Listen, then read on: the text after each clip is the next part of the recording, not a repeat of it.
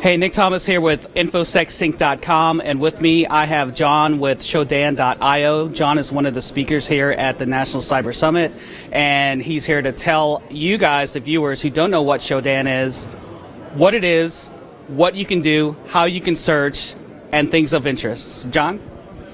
Hi, Nick. I'm here to talk about IoT at National Cyber Summit. And I'm very excited to reach a different crowd than I normally speak at.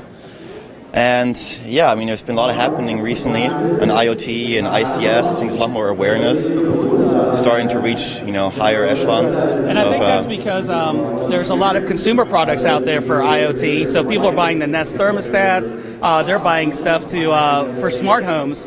But some people, are getting hacked with that, turning up the heat. I didn't turn up the heat. Who did? Yeah, I mean, IoT used to be very expensive. You go and you buy a Philips Hue light bulb, and one light bulb is like $150. Absolutely right. That's not affordable. But now you go to Home Depot, and for $15 you can buy a GE Wink, light bulb. That's fairly affordable now. $15 is not super cheap, but affordable. And yeah, all this IoT stuff, it used to be only for the early adopters, the geeks that really enjoy tinkering with these things. But nowadays, it's sort of reached mass market, especially smartphones. I mean, smartphones. And, you want to be able to control every part of your life nowadays over your smartphones. Right. Everything connects to it. Everything talks to it. You want to be at work and you want to know, oh, my garage door is closed, or what about the baby camera? I want to be able to watch all these things. You have certain expectations for what you should be able to do nowadays, and IoT lets you do a lot of these things. Okay, so tell me how Shodan can help out the actual viewer that we have or companies.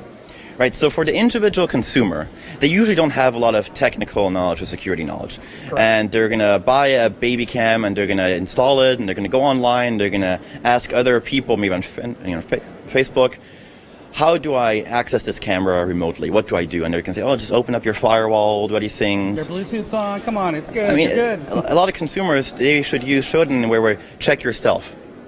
See, are you running anything that's publicly exposed on the internet? Because Shodan does all the work for you, so you just go to Shodan, you type in your IP address, and it's very easy. And the same is true for big companies. You'd be surprised. A lot of big organizations, they know how to nail down their web servers and their database and these traditional, server products. Devices, yeah, exactly, that they know, and they have system administrators that manage them. But what about your HVAC system? Heating, air conditioning.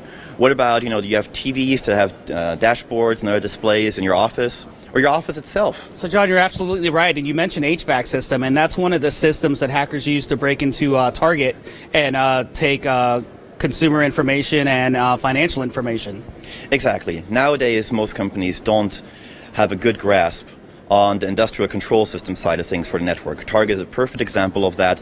They probably had very good security and fraud and the corporate network, they had VPNs to connect and everything like that.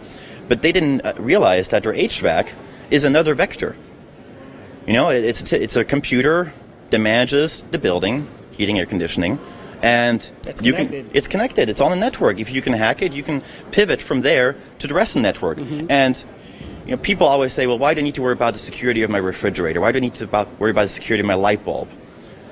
Well, we already know that you can run malware on your refrigerator. Absolutely. In case you didn't know that, you can. Yeah, we already have instances of people sending spam from refrigerators, not the the real kind, but the mail spam. Right.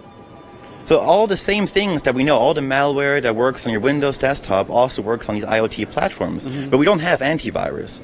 What happens if your refrigerator gets hacked? Well, what do you do? Right. I mean, you have to buy a new one, right? You need food. You need to keep it cool and frozen, right? I don't know what you're going to do. Right. If it blue screens, you can try to reboot it, but you can't reinstall it. Right. It's kind of silly. You think about these things nowadays, but that's what we're moving to. We don't have antivirus. We don't have firewalls that understand IoT or ICS. Mm-hmm. But we're slowly moving in that direction because it's becoming more mainstream. Absolutely. So go to the website, Shodan.io, take a look around. And any last words for our viewers? No, just... All right, check us out. Thank you so much.